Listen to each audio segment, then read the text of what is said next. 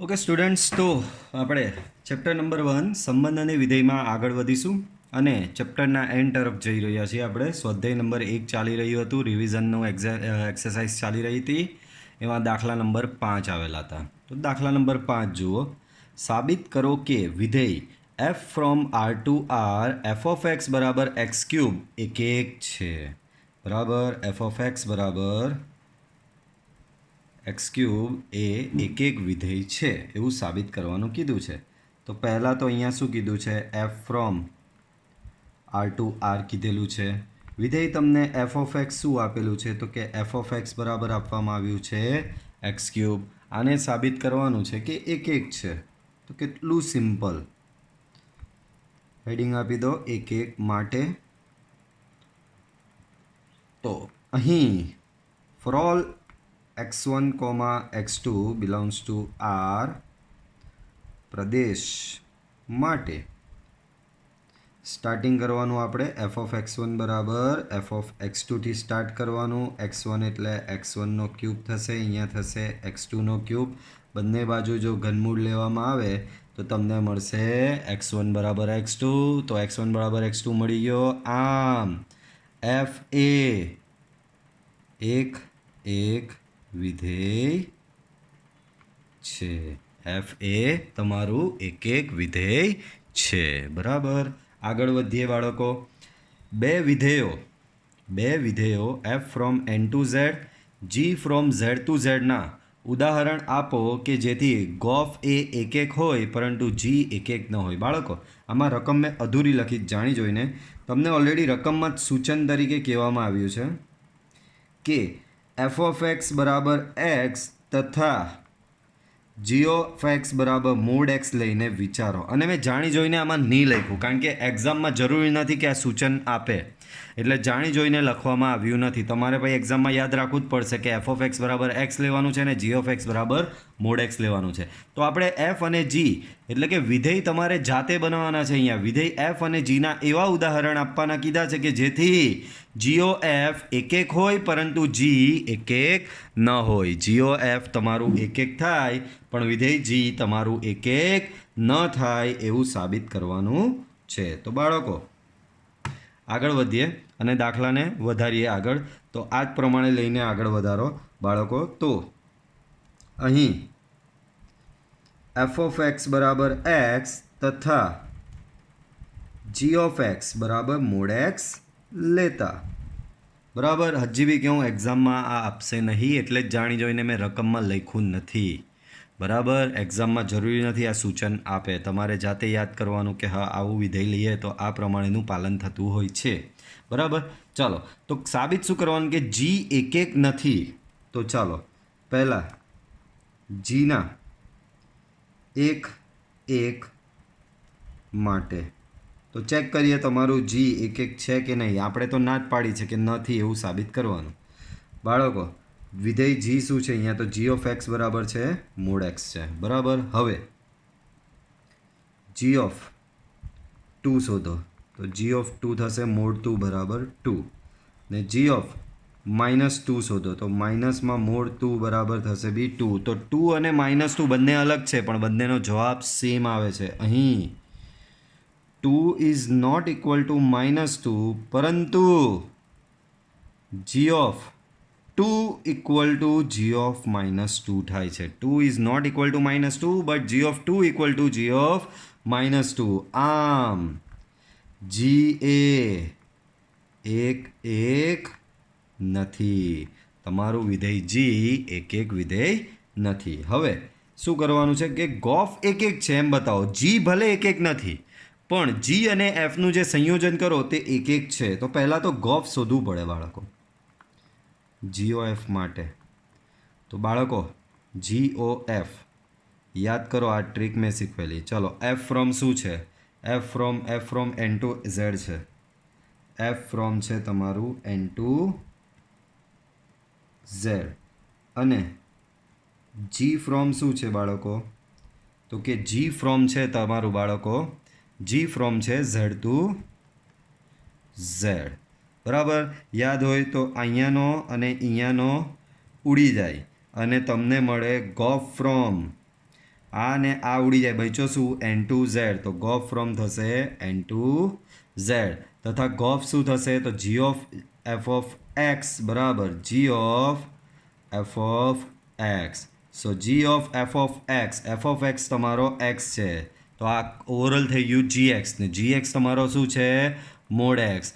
તો ગોફ x બરાબર તમને મળ્યો મોડ x. હવે બતાવવાનું છે કે આ એક એક છે, જો આ રહ્યું ગોફ એક એક છે, તો GOF ના એક એક માટે, ગોફના એક એક માટે. ચાલો, તો ગોફને એક એક અહીંયા બતાવવાનું છે બાળકો તમારે લોકોએ, બરાબર. હવે અહીંયા આ જી તમારું એક એક કેમ નહોતું થયું ખબર? કારણ કે જી ફ્રોમ ઝેડ ટુ ઝેડ હતો. જી ફ્રોમ એનો પ્રદેશ જુઓ બાળકો, એનો પ્રદેશ ઝેડ હતો. ઝેડ હોવાથી 2 -2 બંને મળે, તો 2નો જવાબ બી 2 આવે માનાંકમાં, -2નો બી માનાંક જવાબ આવશે 2. એ જ પ્રમાણે 3 લો તો 3નો માનાંક 3 થશે અને -3નો માનાંક બી 3 થશે. એ જ પ્રમાણે 4 લો તો 4નો માનાંક 4 થશે, -4નો માનાંક બી 4 જ થશે. 5 લો તો 5નો માનાંક 5, -5નો માનાંક બી તમારો 5 જ થશે. તો ઝેડને લીધે એવું થતું હતું. પણ ગોફના કેસમાં જો પ્રદેશ તમારો n છે એટલે નેગેટિવ વેલ્યુ આવવાની જ નથી. એનો મતલબ દરેક ફેરી માનાંકમાં મૂકશો, માનાંકમાં 1 મૂકો, મોડ 1નો જવાબ 1, મોડમાં માનાંકમાં 2 મૂકો, મોડ 2નો જવાબ 2, 3 મૂકો, 3નો જવાબ 3 આવશે. તો અહીં GOFનો પ્રદેશ n છે. આમ બાળકો, આમ for all x1, x2 belongs to n પ્રદેશ માટે હું સ્ટાર્ટ કરું GOF ઓફ x1 થી અને GOF ઓફ x2 ને સમાન લઈને ટ્રાય કરું, તો થશે શું? G of f of x1 બરાબર શું થશે બાળકો? G of f of x1, ને અહીંયા બી થશે તમારું G of f of x2. સામેથી જીની ઇફેક્ટ કેન્સલ થાય તો તમારું શું થશે? f ઓફ x1 બરાબર f of x2. f of x1 શું થશે? તો કે x1, ને f ઓફ x2 શું થશે? x2. તો જો GO f ઓફ x1 બરાબર GO f ઓફ x2 થી શરૂઆત કરીને તમે x1 બરાબર x2 લઈ આવ્યા. આમ GOF from n to z એ એક એક વિધેય છે. તો તમારું GOF શું આવ્યું બાળકો? એક એક વિધેય સાબિત થયું. ચાલો બાળકો, એના પછીનો દાખલો ધ્યાનથી જોજો, શું કહેવા માંગી રહ્યા છે, ધ્યાન આપજો. x, કેપિટલ X એ આપેલ અરિક્ત ગણ છે. અરિક્ત ગણ એટલે ખાલી ન હોય એવો ગણ છે. તો પહેલી લાઈનનો મતલબ શું બાળકો? x અરિક્ત ગણ છે એનો મતલબ x is not equal to 5. એક્સના તમામ ઉપગણોનો ગણ px બાળકો, ઘાત ગણ. ત્યાર પછી શું આપેલું છે બાળકો? px ઇક્વલ ટુ એક્સના તમામ ઉપગણોનો ગણ. px શું થશે? એક્સના તમામ ઉપગણોનો ગણ. pxમાં સંબંધ r આ પ્રમાણે વ્યાખ્યાયિત છે. ભાઈ r એક સંબંધ r છે જે ગણ px પર વ્યાખ્યાયિત છે. એક સંબંધ શું છે બાળકો? સંબંધ r છે જે ગણ px પર વ્યાખ્યાયિત છે. એનો મતલબ r subset px cross p of x કઈ પ્રમાણે વ્યાખ્યાયિત છે? તો pxના ઉપગણો a અને b માટે એ ઉપગણ b તો ARB. એનો મતલબ જો ગણ a એ ગણ b નો ઉપગણ હોય તો ગણ a અને b નો સમાવેશ, એટલે કે ગણ a અને ગણ b એકબીજા સાથે r સંબંધ ધરાવે છે એમ કહેવાય. એનો મતલબ a, b એ સંબંધ r-માં આવેલો છે એમ કહેવાય. તો અહીંયા સંબંધની વ્યાખ્યા શું આપી છે બાળકો? એ બી લખી આપું તમને ટૂંકમાં. સો r બરાબર શું કહે છે? એવા તમામ ગણો a અને b ની ક્રમયુક્ત જોડ કે જ્યાં a ઉપગણ b હોય અને a અને b બંને આવેલા છે p ઓફ x માંથી. તો આ જે આખી થિયોરિટિકલ લાઈન એ લોકોએ ઘસેલી છે ને અહીંયા, એ થિયોરિટિકલ લાઈનનો મતલબ આ આરમાં શું છે? એવા તમામ ગણોની જોડ કે જેથી ગણ a એ ગણ b નો ઉપગણ હોય તો એને કે એ તમારો સંબંધ r થાય છે અહીંયા. એવા તમામ ગણોની જોડ a, b કે જેથી a ઉપગણ b થાય છે એ b belongs to p of x. બરાબર. ચાલો આગળ વધો. તો આર એ પીએક્સ પર સામ્ય સંબંધ છે. સંબંધ આર પીએક્સ પર સામ્ય સંબંધ છે. સામ્ય એને સાબિત કરવાનો છે. સામ્ય એટલે સ્વવાચક, સંમિત અને પરંપરિત બધું જોવું પડશે. તો પહેલું હેડિંગ લગાવો, સ્વવાચક માટે. બાળકો અહીં four all A belongs two P of x, તમને ગણ પી ઓફ એક્સ આપેલો છે. Four all A belongs two P of x. બાળકો ગણ એ પોતે જ પોતાનો ઉપગણ તો થવાનો જ ને બાળકો. ગણ એ પોતે પોતાનો ઉપગણ થવાનો જ છે. દરેકે દરેક ગણ એ પોતાનો ઉપગણ તો છે જ, એ વસ્તુ તમને બધાને ખબર છે. તો એ ઉપગણ એ છે, એનો મતલબ a comma a belongs to R. અને આ લોકની ભાષામાં લખવું હોય આવી તો એને લખાય એ આર એ. બરાબર, એનો મતલબ એ આરમાં આવેલો છે. આથી આર સ્વવાચક છે બાળકો. આર તમારો સ્વવાચક છે. પછી સંમિત માટે બાળકો. પછી શું છે? સંમિત માટે. તો સંમિત માટે શું કરવાનું? ધારો કે a comma b belongs to R. સંમિત માટે શું પહેલું ધારવું પડે? તો એ કોમા બી એ સંબંધ આરમાં આવેલો હોય તો એ ઉપગણ બી થવાનું છે. એક બી આરમાં હોય તો એ ઉપગણ બી થાય. ભાઈ એ ઉપગણ એ બીનો ઉપગણ હોય તો જરૂરી નથી કે બી એ એનો ઉપગણ થાય જ. ભાઈ જરૂરી નથી. એ બીનો ઉપગણ હોય તો એવું તો નહીં જ લખી શકાય કે બી એ એનો ઉપગણ છે. ભાઈ બી એ એનો ઉપગણ નથી. That means b comma a does not belongs to r. આમ આર સંમિત નથી. બરાબર. પરંપરિતનું બી ચેક કરી લો. ભાઈ સંમિત નથી એટલે એમ જોવા જઈએ તો સામ્ય સંબંધ નથી, તમે અહીંયાથી ડાયરેક્ટ લખી શકો છો. કેમ? તો કે સામ્ય થવા માટે સ્વવાચક બી હોવો જોઈએ, સંમિત બી હોવો જોઈએ અને પરંપરિત બી હોવો જોઈએ. પણ અહીંયા સામ્યમાં જ તમે ખડ્ડાઈ ગયા, પતી ગયો કેસ. તો તમે અહીંયા દાખલો પતાવી શકો છો કે ભાઈ નથી. બરાબર. પણ એક્ઝામમાં કદાચ કહી દે કે આને સ્વવાચક છે, સંમિત છે કે પરંપરિત છે, એના માટે ચેક કરો. એના માટે હું સ્પેશિયલી ગણતરી કરું છું. પરંપરિત માટે તો બાળકો પરંપરિત માટે પહેલા બે લેવા પડે. કયા? તો કે ધારો કે a comma b and b comma c belongs to R. A comma b and b comma c belongs to R. તો એ બી અને બીસી આરમાં આવેલો હોય એનો મતલબ એ બીનો ઉપગણ છે અને બી એ સીનો ઉપગણ છે. બરાબર. એ બી આરમાં આવેલો એનો મતલબ એ ઉપગણ બી છે. બીસી આરમાં આવેલો એનો મતલબ બી ઉપગણ સી છે. તો આના પરથી તમે લખી જ શકો છો કે એ ઉપગણ સી. આના પરથી લખી જ શકાય છે કે એ ઉપગણ સી. અને એ ઉપગણ સી હોય તો એસી બિલોંગ્સ ટુ આર થશે. એ ઉપગણ સી હોય તો એસી બિલોંગ્સ ટુ આર થશે. બરાબર. પડે છે સમજ બાળકો? એસી બિલોંગ્સ ટુ આર અને એસી બિલોંગ્સ ટુ આર એનો મતલબ આમ આર પરંપરિત છે. બાળકો સંબંધ આર પરંપરિત થશે. બરાબર. તો સ્વવાચક છે, સંમિત નથી પણ પરંપરિત છે તમારો સંબંધ. ઓકે. પડે છે સમજ બાળકો? ચલો એના પછીનો દાખલો જુઓ બાળકો. દાખલા નંબર 9. તો શું કહે છે? આપેલ અરિક્ત ગણ એક્સ. તો બાળકો પહેલા વિગત લખી દઉં. એક્સ અરિક્ત ગણ છે. તો પહેલી લાઈનનો મતલબ શું? અહીં x is not equal to 5. બરાબર. આપેલ અરિક્ત ગણ એક્સનો ઘાત ગણ પીએક્સ. સો પીએક્સ શું છે? એક્સનો ઘાત ગણ. અને એક્સનો ઘાત ગણનો મતલબ જ એ એક્સના તમામ ઉપગણોનો ગણ. બરાબર. ચાલો દ્વિક્રિયા સ્ટાર આપેલી છે બાળકો. દ્વિક્રિયા છે આ ફેરી star from PX cross PX to PX. એટલે કે આ ગણ પરની દ્વિક્રિયા છે.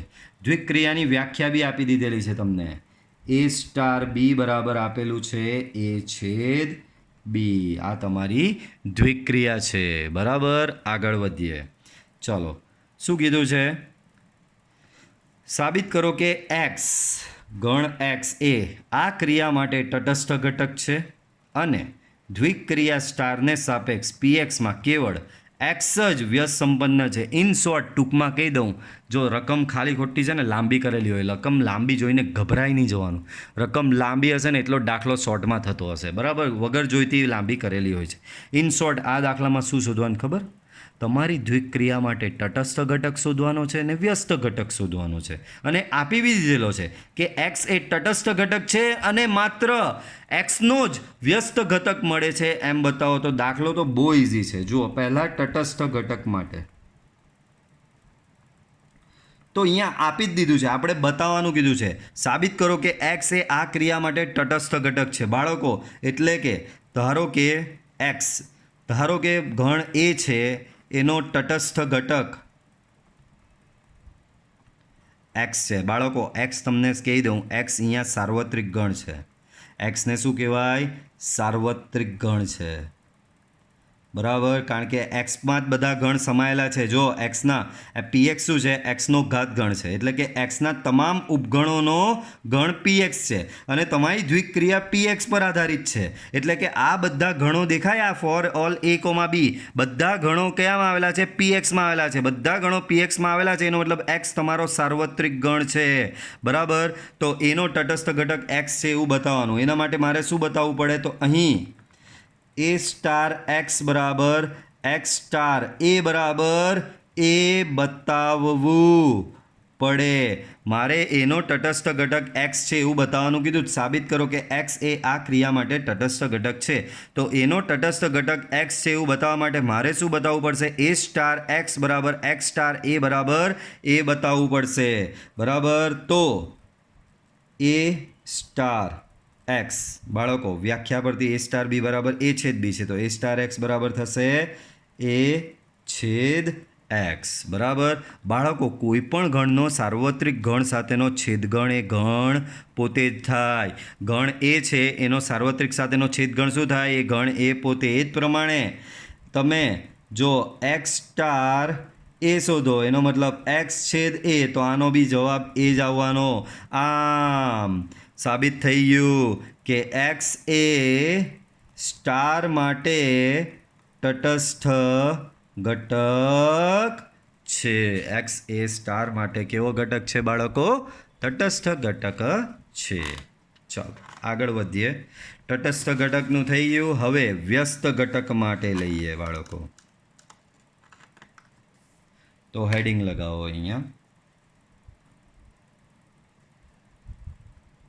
વ્યસ્ત ઘટક માટે.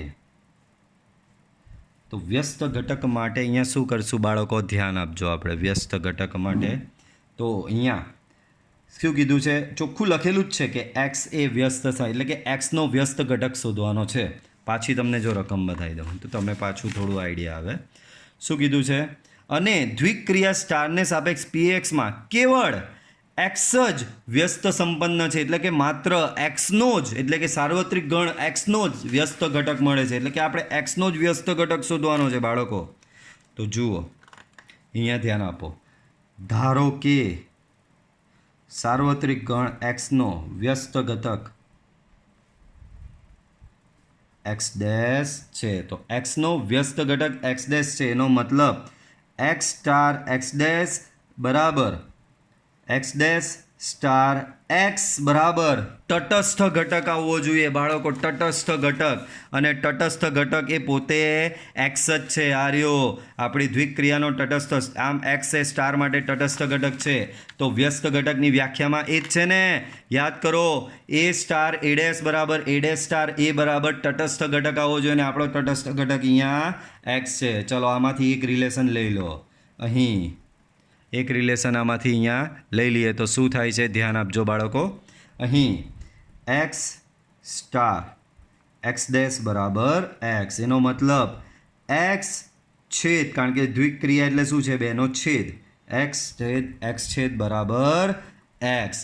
બાળકો, ભાઈ કોઈ પણ ગણનો આ એક્સ ડેશ સાથે છેદ એ ગણ પોતે આવતો હોય તો આ એક્સ ડેશ શું હોઈ શકે બાળકો? અહીંયા એક જ શક્યતા હોઈ શકે. જો એક્સ ડેશ બરાબર એક્સ પોતે જ લેવું તો જ એક્સ ડેશ એક્સ છેદ એક્સ બરાબર એક્સ મળે. પાછું સમજાવું છું. આ લોકો શું કહે છે કે ભાઈ એક્સનો વ્યસ્ત ઘટક એક્સ ડેશ છે, તો આ રહ્યો એક્સ ડેશ. તો એક્સનો વ્યસ્ત ઘટક એક્સ ડેશ શું થાય? તો એક્સ ડેશ કેવો છે? તો કે એક્સ સાથે એક્સ ડેશનો છેદ લેવો તો ઘણ એક્સ પોતે જ મળે છે. તો એક્સ ડેશ શું થશે? તો એક્સ ડેશ બરાબર અહીંયા જો એક્સ લેવામાં આવે તો જ એક્સ છેદ એક્સ બરાબર એક્સ મળે, જે એક્સ ડેશ બરાબર એક્સ માટે જ શક્ય બને છે. આમ એક્સ એ વ્યસ્ત સંપન્ન છે તથા તેનો વ્યસ્ત ઘટક એક્સ ડેશ બરાબર ઘણ એક્સ પોતે જ આવે છે. બરાબર. ચાલો બાળકો આગળનું જોઈએ. ચાલો તો 10મો દાખલો જુઓ. બહુ જ સિમ્પલ છે. ગણ 1થી લઈને n સુધીના તમામ વ્યાપ્ત વિધેયોની સંખ્યા શોધો. બાળકો આમાં બહુ સિમ્પલ વસ્તુ છે. વ્યાપ્ત વિધેય. બાળકો અહીંયા કોઈ એક ગણ આપેલો છે, નામ આપી દઉં. ધારો કે એ બરાબર છે 1 2 3 અપ ટુ n, બરાબર. અને એથી એના કેટલા વ્યાપ્ત વિધેય મળે એ આપણે શોધવાનું કીધું છે. તો એના બેના અંડા બનાવી દઈએ. એથી એ પરના વ્યાપ્ત. અહીંયા શું છે ઘટકો? 1 2 3 અપ ટુ n. અહીંયા ઘટકો બી 1 2 3 અપ ટુ n. ભાઈ વ્યાપ્ત વિધેય ક્યારે થાય? તો કે આ બાજુ જે સહપ્રદેશનો દરેક ઘટક જો સામે સહપ્રદેશના દરેક ઘટકને સંગત સામે અનન્ય ઘટક મળે, સહપ્રદેશના દરેક ઘટકને સંગત સામે અનન્ય ઘટક મળે તો એ વિધેય વ્યાપ્ત કહેવાય. એટલે કે અહીંયાનો કોઈ રહી નહીં જવો જોઈએ. તો બાળકો આ લોજિક આપણે આગળ કરેલો જ હતો. અહીંયા ટોટલ કેટલા ઘટકો છે? n ઘટકો છે ને. 1 2 3 4 અપ ટુ કેટલા ઘટકો છે? n ઘટકો છે. તો ભાઈ હું પહેલા ઘટકની અહીંયા જોડ બનાવવા જાઉં, આના પહેલા ઘટકની સામે મારે જોડ બનાવી હોય, કેમ તો કે આના દરેક ઘટકની સામે કોઈની સાથે જોડ બનવી જોઈએ. તો જ્યારે અહીંયા સામે હજી કોઈની જોડ બની નથી, આની હું જોડ બનાવવા જાઉં એટલે એ વનની અહીંયા સામે જોડ બનાવવા જાઉં તો ત્યારે મારી પાસે તો અહીંયા ટોટલ બધા જ ઓપ્શન અવેલેબલ હોય ને n. કારણ કે અહીંયા આ બાજુ હજી કોઈની જોડ બની નથી. મેં અહીંયાથી પહેલો જ ઘટક લીધો અને આ ઘટકની અહીંયા સામે જોડ બનાવવા જઈ રહ્યો છું. તો હજી પહેલો જ ઘટક લીધો તો સામેના બધા જ ઘટક એના માટે અવેલેબલ છે. એટલે કે સામેના બધા જ ઘટકમાંથી કોઈ બી એક ઘટક સાથે તમે જોડ બનાવી શકો છો. એટલે કે આના માટે પોસિબિલિટી ટોટલ કેટલી છે? n જેટલી છે. પછી બીજો ઘટક લેવા જશો એના માટે પોસિબિલિટી એક ઓછી થઈ જશે. કેમ? આમાં એક પોસિબિલિટી વપરાઈ ગઈ. એ રીતે આગળ જાઓ તો n-2, આગળ જાઓ તો n-3, એવી રીતે આગળ જતા જશો અહીંયા તો અહીંયા વચ્ચે કશે આવશે 3 આવી જશે, પછી અહીંયા આવશે 2 અને છેલ્લે જ્યારે n આવશે ત્યારે 1. n માટે એક જ ઘટક બચેલો હશે. આમ કુલ વ્યાપ્ત વિધેયોની સંખ્યા બરાબર આ બધાનો ગુણાકાર 1 ગુણ્યા 2 ગુણ્યા 3 અપ ટુ n સુધીનો, ને આને કહેવાય બાળકો n ફેક્ટોરિયલ. તો ટોટલ કેટલા? n ફેક્ટોરિયલ જેટલા વ્યાપ્ત વિધેયો તમને મળી શકે છે. 11મો દાખલો. 2 ગણ આપેલા છે. એક s છે, s from abc, t from 1 2 3 લો. જો અસ્તિત્વ હોય તો નીચે આપેલા વિધેયો માટે f ઇન્વર્સ. ભાઈ અસ્તિત્વ હોય એવો વર્ડ વાપરો જ, એટલે કે f ઇન્વર્સ કોઈ પણ વિધેયનું પ્રતિવિધેય ક્યારે મળે? જ્યારે એ વિધેય પોતે એક એક અને વ્યાપ્ત હોય. એ વિધેય પોતે જો એક એક અને વ્યાપ્ત હોય તો એના f ઇન્વર્સનું અસ્તિત્વ મળશે. બાળકો તો અહીંયા ધ્યાન આપો. यहाँ पे ये पहला अंडा, ये यहाँ पे दूसरा अंडा, બરાબર. f from s to t છે. તો આ s છે અને આ t છે, બરાબર. એસમાં કયા ઘટક છે? તો કે a b c. ટીમાં કયા ઘટક છે? 1 2 3. એની જોડ બને છે 3 સાથે, બીની જોડ બને છે 2 સાથે અને સીની જોડ બને છે 1 સાથે. તો બાળકો આ વિધેય એક એક બી છે ને વ્યાપ બી છે. જો એક એક કેમ? તો કે અહીંયાથી એક જ તીર નીકળે છે, બરાબર. અહીંયાના દરેક ઘટકમાંથી એક જ તીર સામે જાય છે. અને વ્યાપ્ત એટલે છે કે અહીંયાનો કોઈ ઘટક બાકી રહેતો નથી. તો અહીં આકૃતિ પરથી સ્પષ્ટ છે કે f એ એક અને વ્યાપ્ત છે.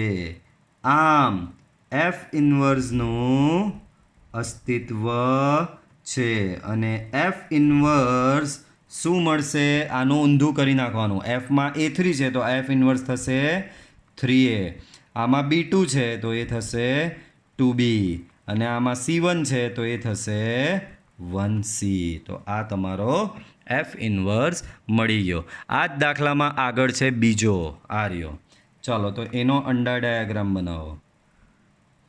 આને કહેવાય છે એકચ્યુઅલમાં કિરણ આકૃતિ. બરાબર, એસ અને ટી અહીંયા છે ABC, અહીંયા છે 1 2 3. ચાલો એની જોડ 2 સાથે છે, બનાવી દીધી. બીની જોડ 1 સાથે છે, એ બી બનાવી દીધી. સીની જોડ 1 સાથે છે તો એ પણ અહીંયા બનાવી દીધી. બાળકો વિધેય તમારું એક એક બી નથી. કેમ? અહીંયાથી જુઓ, અહીંયાથી આ તમારું વિધેય બાળકો, તમારું વિધેય એમ જોવા જઈએ એક એક તો છે, કારણ કે અહીંયાની સામે દરેક સાથે એક એકની જોડ બને છે, પણ વ્યાપ્ત નથી. કેમ? અહીંયાનો ઘટક રહી જાય છે બાળકો. આ તમારું વિધેય એમ જોવા જઈએ તો જો એક્ઝેક્ટલી કહીએ તો આને અનેક એક કહેવાય. કેમ? અહીંયાના દરેક ઘટક સામે એક જ ઘટક સાથે સંકળાયેલો છે. તો અહીં એફ એ અનેક એક વિધેય છે તથા તે વ્યાપ્ત પણ નથી. આમ એફ ઇન્વર્સનું અસ્તિત્વ નથી, કારણ કે એફ ઇન્વર્સ થવા માટે પહેલાં તો એ એક એક અને વ્યાપ્ત, પહેલાં શું બાળકો? એ એક એક અને વ્યાપ્ત બંને હોવો જરૂરી છે. બરાબર, ચલો નેક્સ્ટ જોઈએ. રકમ જ જુઓ, અડધા પાના જેટલી. ચાલો વાંધો નહીં, જેટલી લાંબી રકમ હશે એટલો દાખલો ગણવાની વધારે મજા આવશે. ચાલો, A સ્ટાર B બરાબર માનાંકમાં A-B અને AOB બરાબર A દ્વારા વ્યાખ્યાયિત દ્વિક્રિયાઓ. 2 દ્વિક્રિયાઓ આપેલી છે બાળકો, પહેલાં એને લખી દઉં. એક દ્વિક્રિયા સ્ટાર છે જે છે R ક્રોસ R થી R પરની, એટલે કે R પરની દ્વિક્રિયા છે તથા તેની વ્યાખ્યા લખેલી છે A સ્ટાર B બરાબર માનાંકમાં A-B. તથા બીજી ત્રિક્રિયા આપેલી છે તમને O ફ્રોમ AB, એવું જ આપેલું છે R ક્રોસ R થી R પરની. બરાબર, O from R cross R થી R પરની દ્વિક્રિયા છે તથા એમાં બી આપેલું છે AOB બરાબર A. બરાબર, દ્વારા વ્યાખ્યાયિત દ્વિક્રિયાઓ આ છે. સાબિત કરો કે સ્ટાર સમક્રમી છે પરંતુ જૂથના નિયમને અનુસરતી નથી. ચાલો પહેલાં આટલું કરી દઈએ. બરાબર, સ્ટાર માટે આને બતાવવાનું છે. આને શું બતાવવાનું? સમક્રમી છે પણ જૂથના નિયમનું પાલન થતું નથી. જ્યારે આને જુઓ શું બતાવવાનું છે, આગળ જુઓ આ રહ્યું. જૂથના નિયમને અનુસરે છે પરંતુ સમક્રમી નથી, એટલે કે આમાં એવું બતાવવાનું છે કે સમક્રમી નથી અને જૂથના નિયમનું પાલન થાય છે. બરાબર, ચલો તો પહેલાં તો star from R cross R to R માટે, star from R cross R થી R માટે તમારી દ્વિક્રિયા star from R cross R થી R માટે. ચલો તો અહીંયા એને સમક્રમી બતાવવાની છે. પહેલાં ધ્યાનથી જુઓ તો પહેલાં હેડિંગ લગાવો સમક્રમી માટે. શું? સમક્રમી માટે. બાળકો અહીં A સ્ટાર B બરાબર તમને આપેલું છે માનાંકમાં A-B. ભાઈ માનાંકમાં A-B બરાબર માનાંકમાં B- એ લખી શકો. કેમ? આમાંથી જુઓ કઈ રીતે, એ બી તમને બતાવો. મેં માઇનસ કોમન કાઢ્યો આમાંથી, તો આવું લખાય. અને માનાંક શું કરે? માઇનસને ઉડાડી નાખશે તો થઈ ગયો માનાંકમાં B-A. અને માનાંકમાં B- એટલે તમે લખી શકો B સ્ટાર A. બરાબર, માનાંકમાં B- બરાબર શું લખી શકો બાળકો? B star A. આમ સાબિત શું થઈ ગયું? આમ A સ્ટાર B બરાબર B સ્ટાર A. આથી સ્ટાર સમક્રમી છે. સ્ટાર એ સમક્રમી છે. પછી જૂથના નિયમ માટે બાળકો હવે જૂથના નિયમનું પાલન કરે છે કે નહીં, ઉદાહરણ લઈ લેવાનું. સીધી સાદી મેથડ. ए बराबर -1, बी बराबर 2, सी बराबर 3। चलो बाळको पहला एमां शोधो ए स्टार बी स्टार सी एटले के -1 स्टार 2 स्टार 3 -1 स्टार 2 एटले के -1 -2 मानांकमां स्टार 3 -1 -2 थशे -3 मानांकमां स्टार 3 -3 नो मानांक थशे 3 स्टार 3 3 स्टार 3 नो मतलब मानांकमां पाछुं 3 - 3 अने फाइनल आंसर एनो आवशे 0। तो आ तमने ए स्टार बी स्टार सी मळ्यो। हवे शोधवानुं ए स्टार बी स्टार सी एटले के -1 स्टार 2 स्टार 3 तो आमां पहेला 2 स्टार 3 शोधवो पड़े। सो -1 स्टार मानांकमां 2 - 3 -1 स्टार मानांकमां 2 - 3 तो ए थशे बाळको मानांकमां 2 स्टार 3 -1 बराबर एटले के मानांकमां थशे -1 बराबर मानांकमां -1 नो जवाब आवशे +1 -1 स्टार 1 तो -1 स्टार 1 एटले -1 -1 एटले के मानांकमां -2 जवाब 2 आवशे। तो आनो जवाब 0 ने आनो जवाब 2 आव्यो। आम a star b star c not equal to a star b star c. आम स्टार जूथना नियमનું પાલન કરતો નથી। સ્ટાર એ જૂથના નિયમનું પાલન કરતો નથી। તો આ પાઠ થઈ ગયો, આ પાઠ થઈ ગયો। હવે ઓ માટે એના માટે સમક્રમીને જૂથના નિયમની પ્રોસિજર કરવાની। તો o from R cross R2 R માટે चलो एमां भी पहला लिए समक्रमी माटे। चलो तो बाळको एनी व्याख्या शुं छे ए ओ बी बराबर ए। तो अहीं ए ओ बी बराबर थशे ए तो आनुं ऊंधुं शोधीए बी ओ ए बराबर। तो आमां शुं हतुं ए ओ बी शुं कहे के अहींया पहेलो जे जो ते जवाबमां आवे। तो आमां अहींया पहेलो कोण छे बी छे तो ए आवशे तमारो जवाबमां। बोलो बंनेना जवाब अलग। आ कहे के जवाब ए आवे ने आ कहे ते जवाब बी आवे। आम a o b not equal to b o a. आथी ओ समक्रमी નથી। તમારી દ્વિક્રિયા ઓ સમક્રમી નથી। ચાલો સમક્રમીનું પતી ગયું। હવે હેડિંગ લગાવો જૂથના નિયમ માટે। શેના માટે? જૂથના નિયમ માટે। તો ચાલો એને જૂથના નિયમ માટે કરીએ બાળકો ધ્યાન આપજો। તો શું કરશું એ ઓ બી ઓ સી બરાબર। તો બાળકો પહેલાં મને કહી દો ए ओ बी नो जवाब शू थशे तो कि ए ओ बी नो जवाब ए थशे। तो ए लखी दीधुं। बाजू में ओ सी बचेलो ते लखो। ए ओ सी नो जवाब शू थशे तो कि ए ओ सी नो जवाब थशे ए। एक प्रमाणे हवे हूँ आवुं शोधुं ए ओ बी ओ सी बराबर। शू शोधुं छुं ए ओ बी ओ सी। तो ध्यान आपजो बी ओ सी नो जवाब शू थशे पहलो घटक बी है तो बी थशे। तो आ ए ओ बैठो लखो बी ओ सी नो जवाब लखो b. Next a o b नो जवाब शू थशे तो कि पहलो घटक जे छे ते बैठो लखो बंनेनो जवाब ए थशे। आम आम a o b o c is equal to a o b o सी।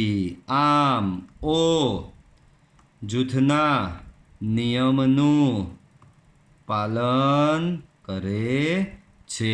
ओ ए જૂથના નિયમનું પાલન કરે છે। હજી દાખલો પૂરો થયો નથી। હજી તમારો દાખલો તો અહીંયા સુધી પૂરો થયો। અડધી રકમ બાકી।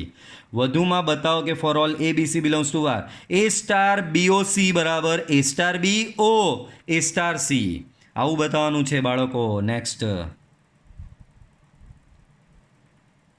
ए स्टार बी ओ सी बराबर a star b o a star c. बाळको जो हवे हेडिंग मारूँ छुं एटले तमने वधारे आइडिया आवशे। शुं बताववानुं छे ध्यान आपजो। शुं बताववानुं छे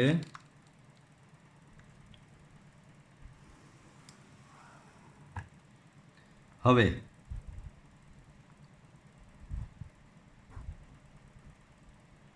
આવું બતાવવાનું છે. એ સ્ટાર BOC બરાબર A star BO A star C માટે, એટલે કે આના માટે. બરાબર બાળકો, આના માટે કરવાનું બતાવવાનું છે. ચાલો એમાં પહેલાં LHS લઈ લઈએ. આ અહીં A સ્ટાર BOC. બાળકો BOCનો જવાબ શું આવશે? તો કે BOCનો જવાબ પહેલું જે હોય તે લઈ લેવાનું બી. તો અહીંયા બનશે તમારો A સ્ટાર બી બનશે. શું બનશે બાળકો? A star b. અને A સ્ટાર બી બરાબર શું થશે? માનાંકમાં A માઇનસ બી. હવે આ બાજુનું શોધીએ. હવે A star b O A star c. બોલો A સ્ટાર બી બરાબર માનાંકમાં A માઇનસ બી O માનાંકમાં A માઇનસ સી. બાળકો AOBનો મતલબ શું છે? ધ્યાન આપો. આ વસ્તુ હવે બહુ જ અગત્યની, અહીંયા ધ્યાન આપજો. AOB હોય તો એનો જવાબ ડાયરેક્ટ આ બાજુનો A હોય તે બેઠો લખવાનો. AOBનો જવાબ શું? આ બાજુ જે A હોય તે બેઠો લખવાનો. તો એ માનાંકમાં A માઇનસ બી O માનાંકમાં A માઇનસ સીનો જવાબ આ બાજુ જે હોય તે બેઠો, એટલે કે માનાંકમાં A માઇનસ બી. બોલો બંનેના જવાબ સેમ આવ્યા. આમ સાબિત થઈ ગયું A સ્ટાર BO C બરાબર A star BO A star C. તો આને કહેવાય શું શબ્દ સ્વરૂપે ખબર? આમ સ્ટાર એ ઓ પર વિભાજિત છે. એ બી રકમમાં જ લખેલું છે. એક્ઝેક્ટ જુઓ શું કહે છે? જો આ સત્ય હોય તો આપણે દ્વિક્રિયા સ્ટારને ઓ પર વિભાજનીય કહીશું. એનો મતલબ આની લાઈન અહીંયા શું લખવાની? આમ દ્વિક્રિયા સ્ટાર એ દ્વિક્રિયા ઓ પર વિભાજનીય છે. બરાબર. દાખલો અહીંયા બી ખતમ નથી થતો. હવે એનું ઉલટું. આમાં શું હતું? સ્ટાર બહાર હતો ને ઓ અંદર હતો. હવે શું કહે કે ઓને બહાર લેવો ને સ્ટારને અંદર લેવો ને ચેક કરો એ આના પર વિભાજનીય છે કે નહીં. તો હવે જો હેડિંગ મારું છું AO B સ્ટાર C બરાબર AOB સ્ટાર AOC માટે. આ એક રીતે વિભાજનના નિયમ જેવું છે બાળકો, તમે સમજો. આ જુઓ A સ્ટાર, આ A સ્ટાર પહેલાં બીને લખ્યો A સ્ટાર પછી સીને લખ્યો એ લખ્યો ને બંનેની વચ્ચે આ O લખ્યો, એટલે વિભાજનીય છે. તો અહીંયા બંને સરખા આવ્યા, એનો મતલબ સ્ટાર એ દ્વિક્રિયા O પર વિભાજનીય છે એવું સાબિત થઈ ગયું. હવે ઊંધું કરવાનું છે. શું O A સ્ટાર પર વિભાજનીય છે? તો ચાલો એ સાબિત કરવા નીકળી પડીએ. AO B star C. બાળકો AO B સ્ટાર સી એટલે માનાંકમાં B માઇનસ સી, અને AO માનાંકમાં B માઇનસ સીનો મતલબ અહીંયાનો જે હોય તે પહેલો બેઠો લખી દેવાનો, એટલે આનો જવાબ થશે A. હવે આ શોધો AOB સ્ટાર AOC. બાળકો AOBનો જવાબ શું થશે બાળકો? A થશે. સ્ટાર AOCનો જવાબ બી તમારો A થશે. બોલો A સ્ટાર A છે, તો A સ્ટાર એટલે માનાંકમાં A માઇનસ એ જવાબ આવ્યો 0.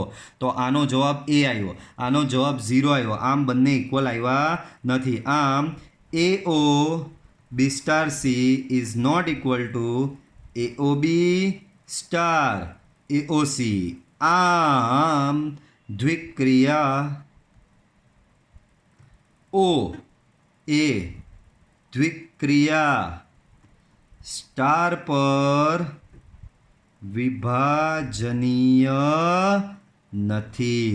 O A સ્ટાર પર વિભાજનીય નથી બાળકો. દ્વિક્રિયા O A દ્વિક્રિયા સ્ટાર પર વિભાજનીય નથી, એટલે કે વિભાજનના નિયમનું પાલન થતું નથી. ને રકમમાં બી એ જ સાબિત કરવાનું હતું. ચાલો બાળકો એના પછીનો દાખલો તો એ જ ટાઈપનો થોડો કંઈક દેખાઈ રહ્યો છે. ધ્યાનથી જોજો, ધ્યાનથી ઓબ્ઝર્વ કરો દાખલાને. તો જુઓ શું કહી રહ્યા છે અહીંયા બાળકો, ધ્યાન આપજો. ગણ x એ આપેલ અરિક્ત ગણ છે. ભાઈ બહુ વખત આવું તો આવી ગયું. x is not equal to 5. દ્વિક્રિયા આપેલી છે, ત્યારબાદ દ્વિક્રિયા સ્ટાર ફ્રોમ શું કહે છે બાળકો? દ્વિક્રિયા star from PX cross PX to PX, PX cross PX to PX. A star b બરાબર, પછી વ્યાખ્યા આપેલી છે દ્વિક્રિયાની કે એ સ્ટાર બી બરાબર આપેલું છે એ માઇનસ બી યોગ બી માઇનસ એ દ્વારા વ્યાખ્યાયિત દ્વિક્રિયા છે. સાબિત કરો કે રિક્ત ગણ એટલે કે ખાલી ગણ ફાઈ એ દ્વિક્રિયા સ્ટાર માટે તટસ્થ ઘટક છે તથા પીએક્સના તમામ ઘટક એના વ્યસ્ત સંપન્ન છે. બાળકો ઇન શોર્ટ આ દ્વિક્રિયા માટે તમારે તટસ્થ ઘટક અને વ્યસ્ત ઘટકનું કામકાજ કરવાનું છે. હેડિંગ લગાવી દો, તટસ્થ ઘટક માટે.